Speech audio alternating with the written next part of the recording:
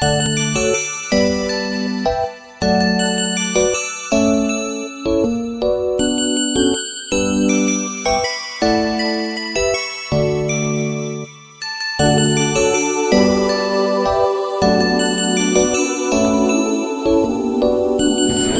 bébé, oui. Oui. Bon anniversaire. Oui.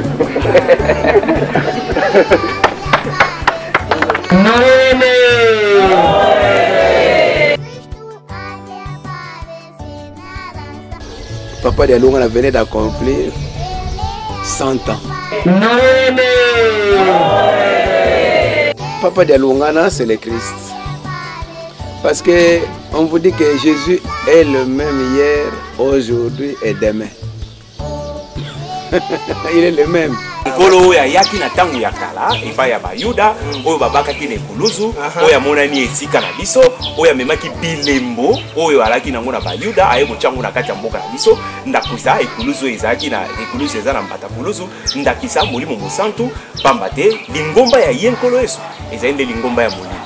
Etant nkolo Yesu aye esika ya yaki bandimi ete bandimaki ete nde omoni na Matthieu 21:43 nkolo Yesu alobi libula o epesamelaki bino na bomi yango na longoli yango epai na bino na kopesa yango na libota mosusu o ekobimisela yango mbuma donc epa na bango mbuma ebimaki te yango moni tango ya kufaki tango asekwi mikolo misato même nzoto na ya ke nango.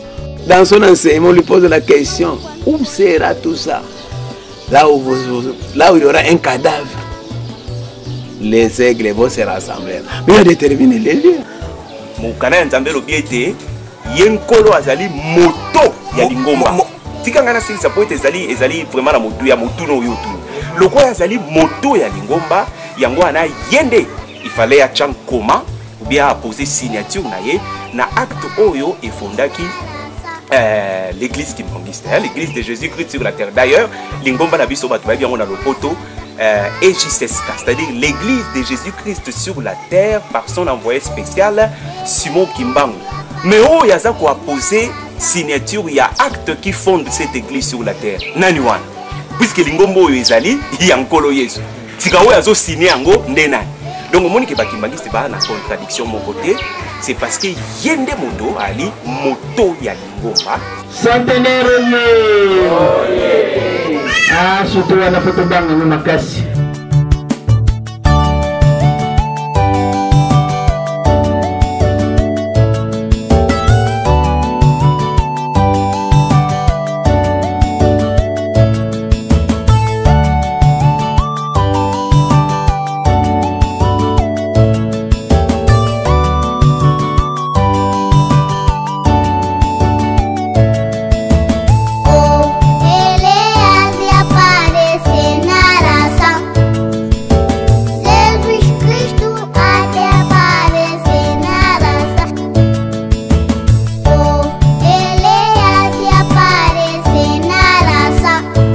Mesdames, Mesdemoiselles et Messieurs, bienvenue si vous nous rejoignez de partout et merci d'être branchés sur cette fréquence. Aujourd'hui, je reçois le révérend Mario Soalezi qui est deuxième suppléant chargé de l'évangélisation et mission de l'église kimbangiste. Bonjour révérend Mario. Oui, bonjour Papa Namba. Révérend, aujourd'hui on va devoir discuter sur la seconde venue du Christ avec vous puisque c'est l'année du centenaire aussi de Papa Dialunga Lakiangani. Pourquoi fêter le centenaire de naissance comme un anniversaire aussi? On sait généralement en fait la date de leur disparition au détriment de leur naissance. Bon, fêter le centenaire, c'est un anniversaire. Hein? Parce que quand on dit 100 ans, c'est un chiffre. 100 ans, c'est-à-dire que l'homme a très... Quand on voit la dimension de l'homme, il a ce qu'on appelle l'âge chronologique. Mais l'homme n'a pas seulement l'âge chronologique. Quand on dit 100 ans, on appelle ça l'âge chronologique de l'homme. C'est-à-dire des jours depuis sa naissance jusqu'à sa mort. Cet espace-là, c'est ce qu'on appelle l'âge chronologique. Et Papa Dialunga venait d'accomplir 100 ans de vie, tout un siècle. Alors, pourquoi ça doit être fêté? C'est fêté comme un anniversaire. Un anniversaire de naissance. Comme un anniversaire aussi, on sait généralement en fait la date de leur disparition au détriment de leur naissance. Ici, nous sommes en train de fêter l'anniversaire de naissance de Papa Dialungana. C'est ce centenaire de naissance, pas de mort, mais de naissance. Parce que tout commence par la naissance. C'est le début de l'homme, c'est la naissance. Quand on n'a pas la naissance, on n'a pas la mort. C'est ça, c'est pourquoi nous fêtons. Un anniversaire signifie se ressouvenir. C'est ce qui a été au moment de la naissance de Papa Dialungana. Alors, pourquoi on doit rentrer à la naissance? Juste la naissance de quelqu'un ne pose pas beaucoup de problèmes. Mais c'est dans sa vie que les gens commencent à faire des investigations de sa naissance. Parce que la longueur de la grenouille se mesure qu'à la mort. C'est à la mort qu'on connaît la véritable longueur de la grenouille. Donc à la mort de Papa Dialungana, on a vu des péripéties qui nous incitent à voir comment il est né. Mais très souvent, la mort de la naissance de quelqu'un se passe dans l'anonymat parce que ça fait partie de la vie privée de l'homme. Mais c'est la vie officielle, la vie publique de quelqu'un qui nous ramène à faire des investigations. Comment il est né. Les Kimbanguistes confessent que Papa Dialungana Kiangani est le Christ. Aurait dû avoir une seconde venue du Christ? Mais Papa Dialungana, c'est le Christ. Parce qu'on vous dit que Jésus est le même hier, aujourd'hui et demain. Il est le même. Oh, c'est le même qui revient. Il est venu pour la première fois. Et il a promis qu'il reviendra. D'ailleurs, beaucoup de chansons nous accompagnent toujours dans l'évangélisation, qu'il reviendra toujours. Ça ne fait pas deux promesses là, puisqu'il avait dit celui qui viendra après moi continuera l'œuvre. C'est le Saint-Esprit, c'est le Paraclet. Ouais. Alors lui-même, il s'est encore promis qu'il doit revenir aussi longtemps. Vous savez que Dieu a promis qu'il doit habiter ensemble avec ses enfants. Donc ça, c'est une promesse. Dieu voudrait vivre ensemble avec ses enfants. C'est son plan d'action. Et avec ce plan, Dieu est venu. Le Père est venu, le fils, il a confessé que son fils allait venir. Le Père a préparé l'arrivée de son fils. Le Fils a préparé l'arrivée du Saint-Esprit. Et ensemble, ils ont prévu qu'ils doivent redescendre les trois pour diriger ce monde et diriger leur église. Le 3 à la Sainte Trinité. Oui, la Sainte Trinité. Et c'est nous qui avons eu cette chance-là. Alors, le Christ n'a pas changé de Père. La première fois il est venu, c'est le Fils du Saint-Esprit. Et aujourd'hui, il est né toujours du Saint-Esprit. Donc il est le même. Donc ils sont revenus les trois pour s'occuper de ce monde. C'est ça son arrivée. S'occuper de ce monde, son fils était déjà là. Il avait d'une certaine façon rempli sa mission. Alors pourquoi encore revenir, promettre, rappeler? Cela ne brouille pas de piste. Oui. Là, vous avez le Christ, vous avez le Saint-Esprit. Le Christ, il n'y a jamais d'embrouillement. Peut-être c'est vous qui êtes en train de vous embrouiller. Mais pour eux, c'est de l'ordre. C'est de l'ordre. Il y a le temps que le Dieu a dirigé ce monde. Et le temps que le Christ est arrivé. C'est là où on parlait du christianisme. Parce qu'en fait, il n'y a que 3 églises dans ce monde. C'est là où vous pouvez avoir un peu plus d'éclaircissement. Il n'y a que 3 églises dans ce monde. Lequel? Quand Dieu est arrivé, il a travaillé avec les Abraham, tout l'Ancien Testament. Vous avez le judaïsme. Le judaïsme, c'est là où il y a eu l'émanation de l'Esprit de Dieu. La volonté de Dieu est passé par les Abraham et tous les prophètes qui sont passés. Mais quand Dieu a dit que mon fils viendra, quand Jésus est arrivé, il est né dans l'église de son père. Mais sa philosophie n'était pas acceptée. C'est comme ça que Jésus va retirer la loi et les prophètes du judaïsme. C'est ce qui a fait la décadence du judaïsme. Hein? Cette décadence, ça fait quoi? La montée du christianisme. Donc, c'est ça la nouvelle philosophie du Christ. Hein? Là, le christianisme, c'est là l'émanation de la volonté du Christ. Donc, il n'a pas aboli les prophètes, il n'a pas aboli la loi. Il a pris la loi et les prophètes, il a mis dans sa philosophie, ajouté à sa philosophie, c'est le christianisme. Et vous avez vu la décadence du judaïsme en morceaux. Et le Christ a monté le christianisme. C'est là où il y a l'émanation de la volonté du Christ. Tous les gens prophétisaient pour le Christ. Le Christ disant que j'enverrai le Saint-Esprit qui va habiter avec vous pour toujours. Ça, c'est de l'ordre quand il dit qu'il enverra le Saint-Esprit. C'est de l'ordre. C'est le fait de revenir nous y allons. Nous y allons. Nous y allons. Si vous lisez bien la Bible, il reviendra. Hein? Dans l'Apocalypse. Dans l'Apocalypse des gens, c'est toujours le Christ. Tout ce qu'il n'a pas dit de son vivant, il a dit ça dans l'Apocalypse. C'est comme ça, c'est un livre très compliqué. Parce que ce sont des prophéties, l'Apocalypse. Ressemble au livre de Daniel, oui, qui a vu beaucoup de prophéties. Donc, le christianisme était là. Le Saint-Esprit est né. Il a été baptisé, il est resté même dans le christianisme. Mais on ne l'a pas accepté. Et c'est comme ça que Simon Kimbangu crée le kimbangisme. Où il y a l'émanation du Saint-Esprit. Durant ses séjours sur terre, il a enseigné, prêché, même crucifié sur la croix pour le péché de l'humanité. Il dit tout est accompli. Alors pourquoi encore revenir, révérend? Mais quand on dit mission accomplie, moi je suis en Kamba pour une mission spécifique. Oui, mais maintenant je vais. Oui, mais il n'est pas dit que j'ai tout fait. La mission pour laquelle on l'a envoyé par son père a été faite. Parce que lui-même s'est reproché. Quand il est arrivé, qu'est-ce qu'il a dit?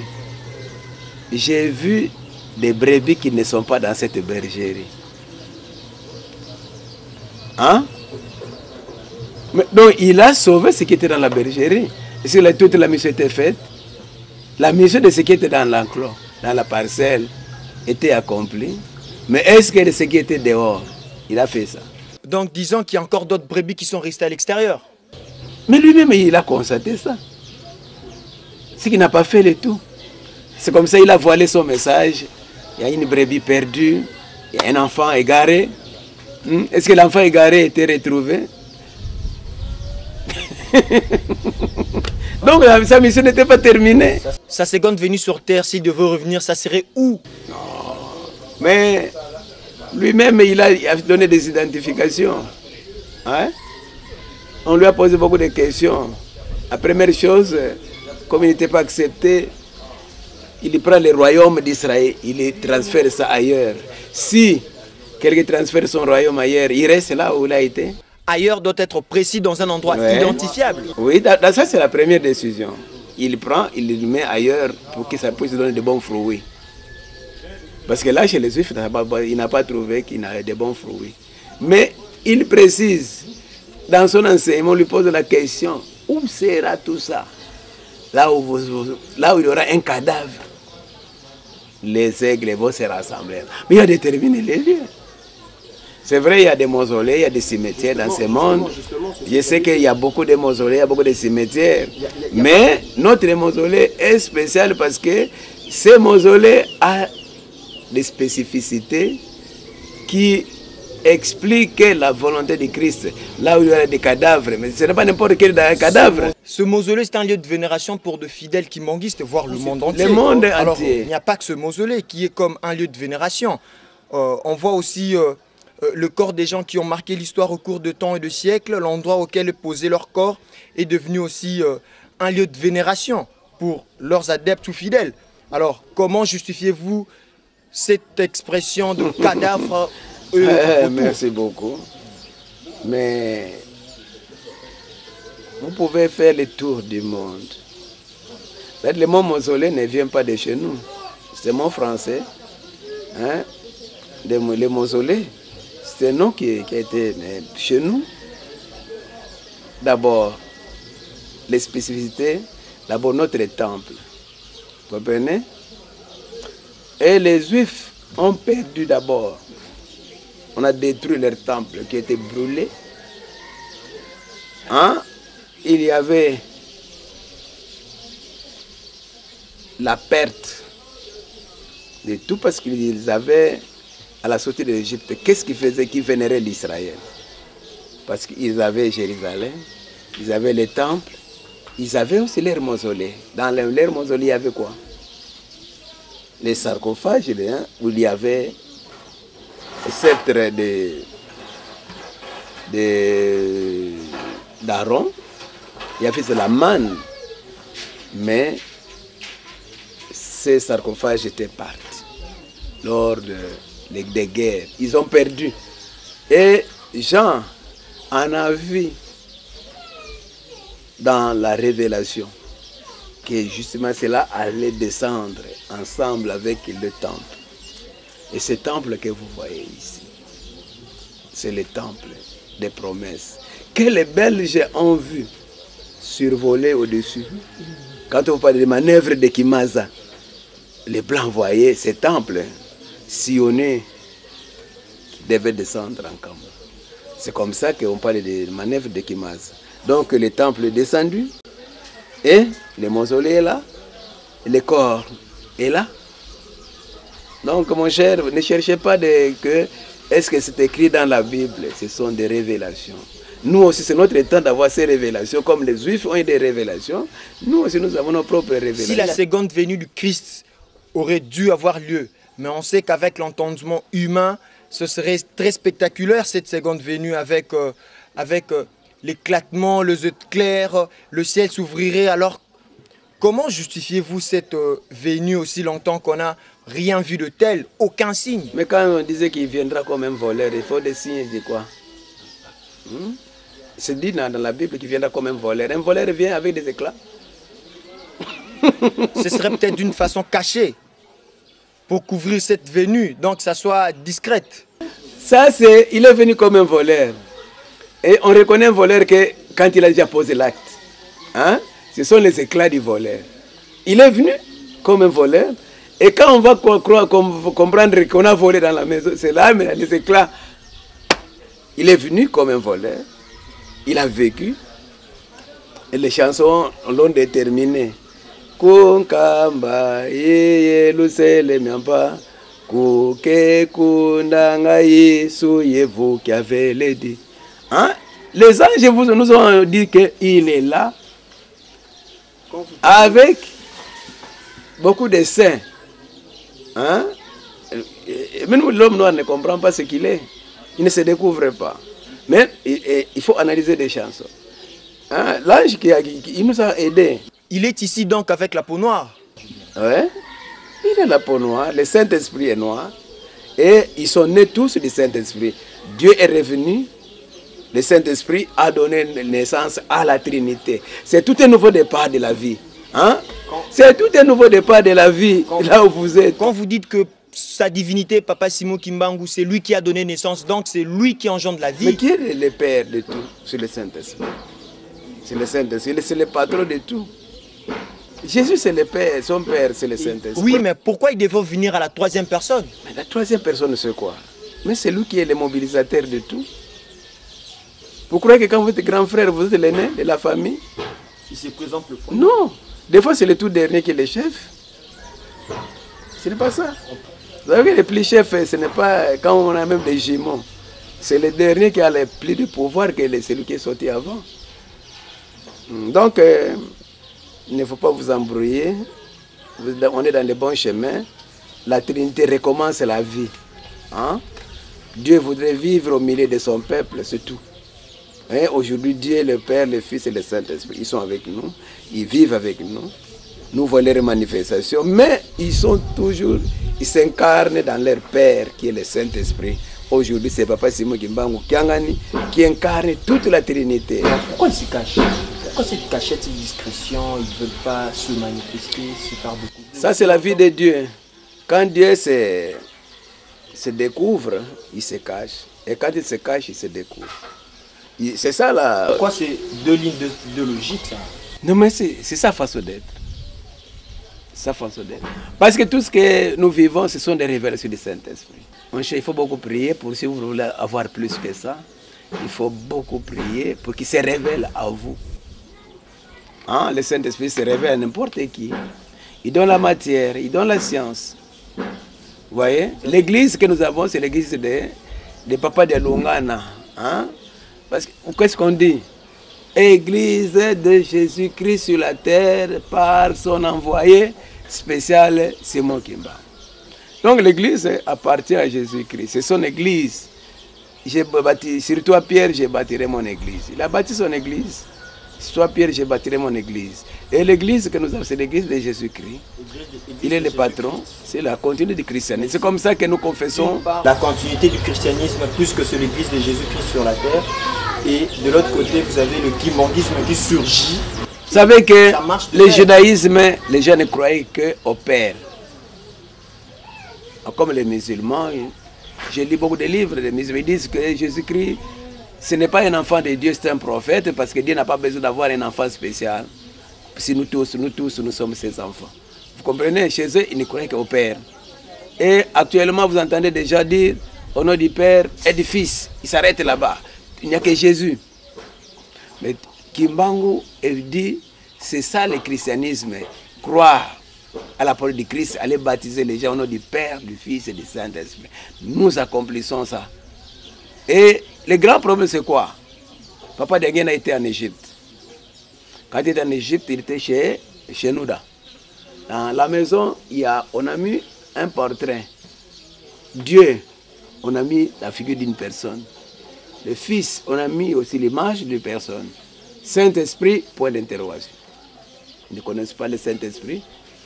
C'est un homme, c'est de l'air. Pour eux, c'est le point d'interrogation. Ils ne savent pas encore qui est le Saint-Esprit. C'est une personne de la Trinité, mais ils ne connaissent pas ce qu'il est.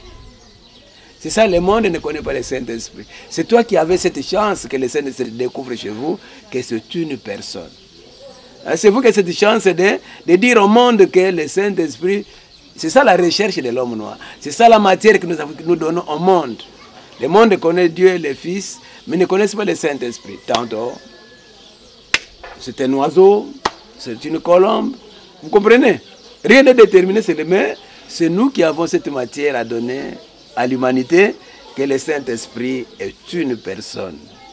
Hein? En la personne de Papa Simon Kimbangu, et en 1921, il s'est réincarné en Papa Diangenda et aujourd'hui à Papa Simon Kimbangu Kianga. C'est cette matière. Il peut enseigner, il peut sonder, il peut être attristé. Mais parce que c'est une personne, il a tous les attributs de l'homme.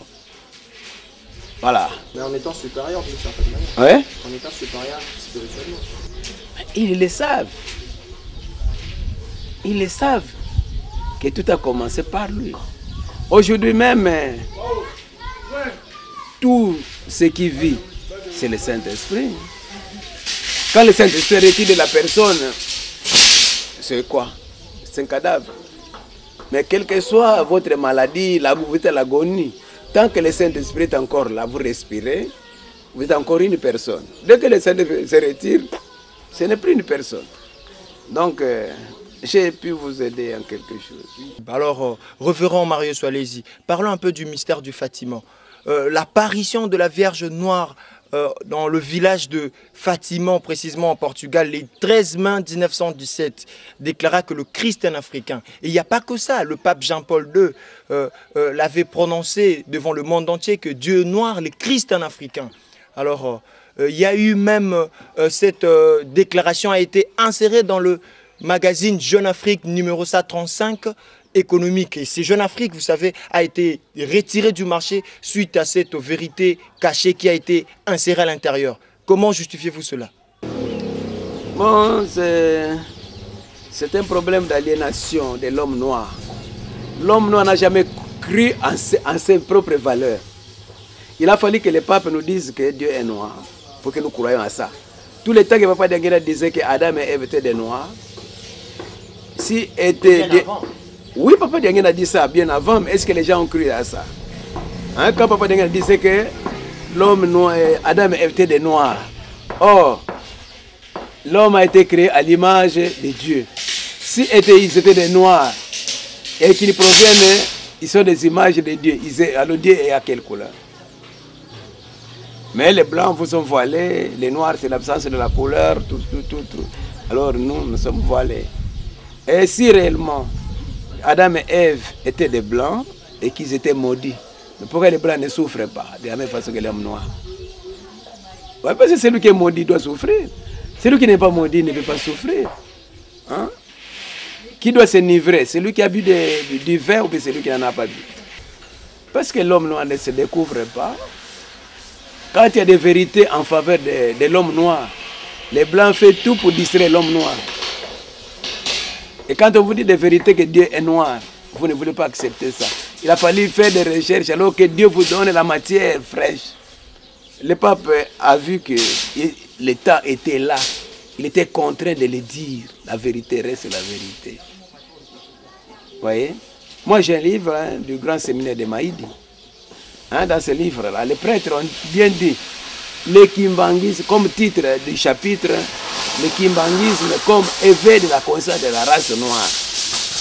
Ils ont dit le kimbangisme. Oui, comme étant l'éveil de la conscience de l'homme noir. Donc l'homme noir dort. Il faut le réveiller, sa conscience.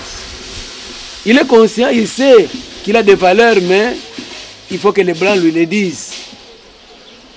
Et je peux citer une phrase, on dit, nous avons souffert, nous avons supplié Dieu, et il nous a donné un consolateur.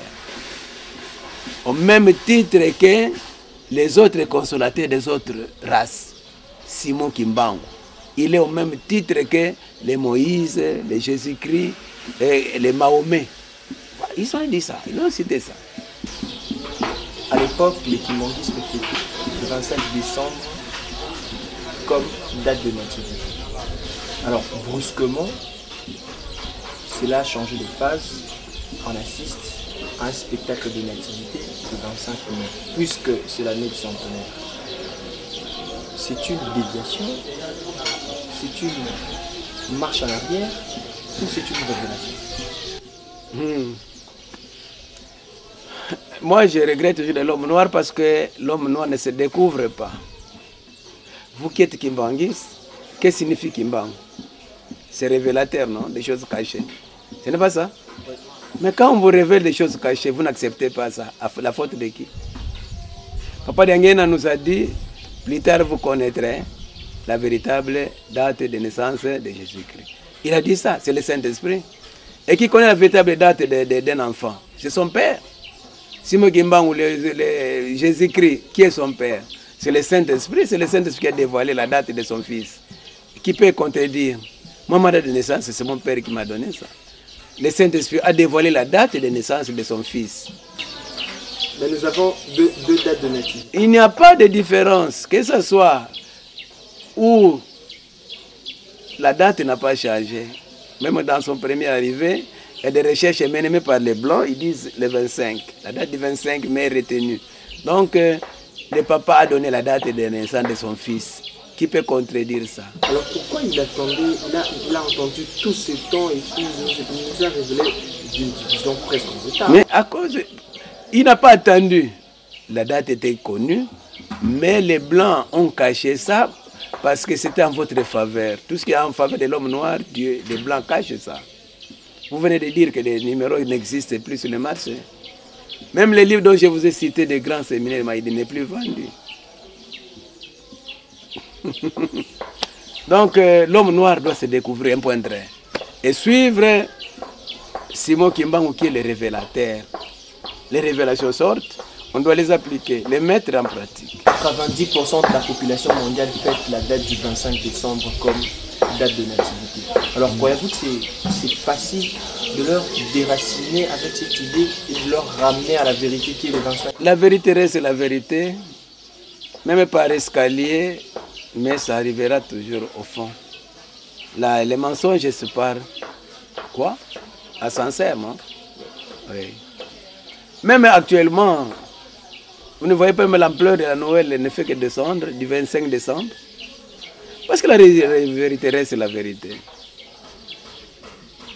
Et le papa de Alungana disait toujours, oh, il y a à gauche et qu'il y a à droite, et à droite et qu'il y a à gauche. Pourquoi le 25 décembre, cette date a été choisie comme fête de naissance? Je pense que vous connaissez mieux que ça parce que les Blancs en ont développé. Ce n'est pas ce que je dois développer. Moi, je vous développe le 25 mai. La date du 25 décembre a été trop développée. Ce n'est pas à moi de vous développer. Je demanderai à la régie de nous balancer un élément sur le 25 décembre.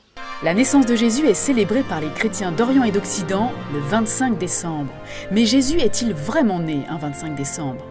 Bienvenue dans un nouvel épisode des Fêtes de Noël pour la petite histoire.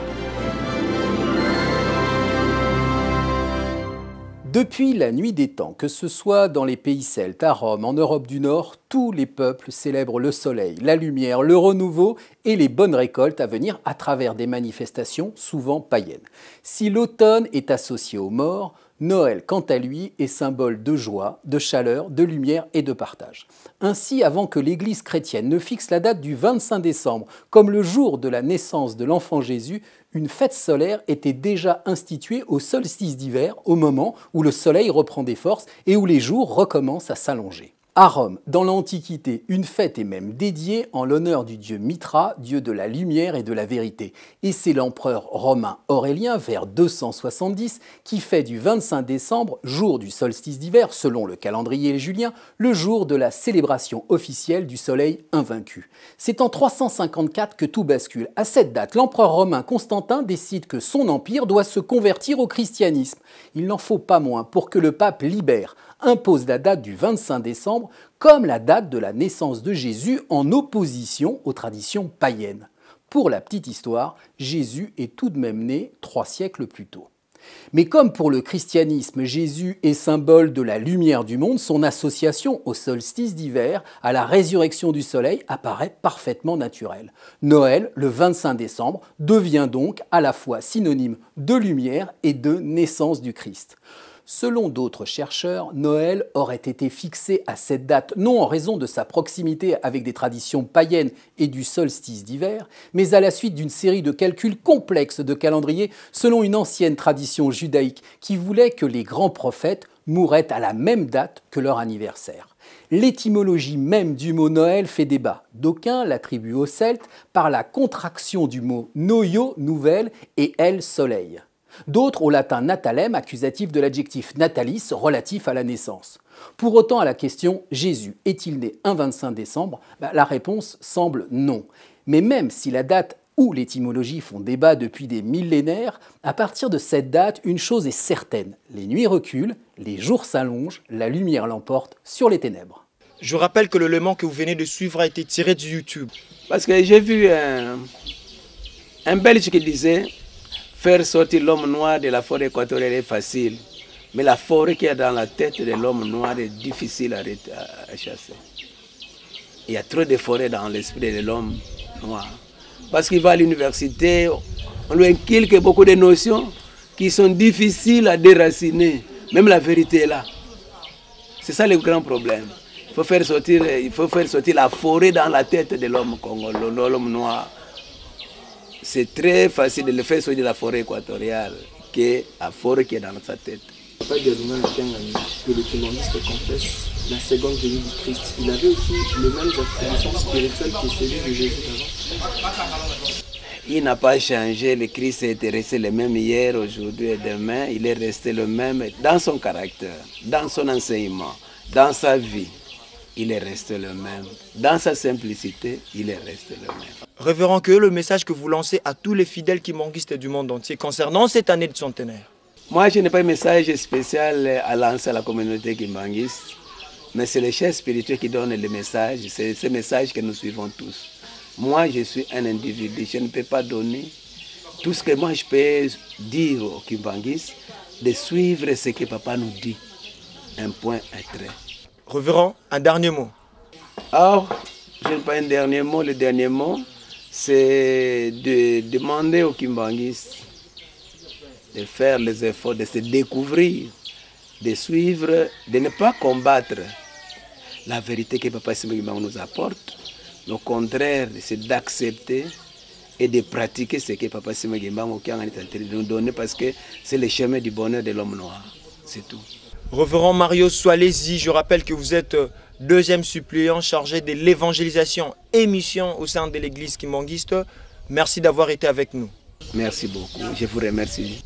Mesdames, Mesdemoiselles et Messieurs, vous venez tout à l'heure de suivre cet élément qui donnait un éclairage concernant la seconde venue du Christ sur terre. Donc, le message a été clair. Il est déjà revenu.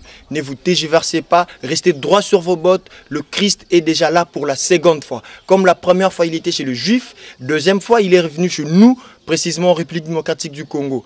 Donc, merci, référent Mario Soalezi, d'avoir été avec nous. Merci de pouvoir nous donner une fois encore de précision et un éclairage aperçu concernant la seconde venue du Christ. Merci infiniment. On se retrouve au prochain numéro.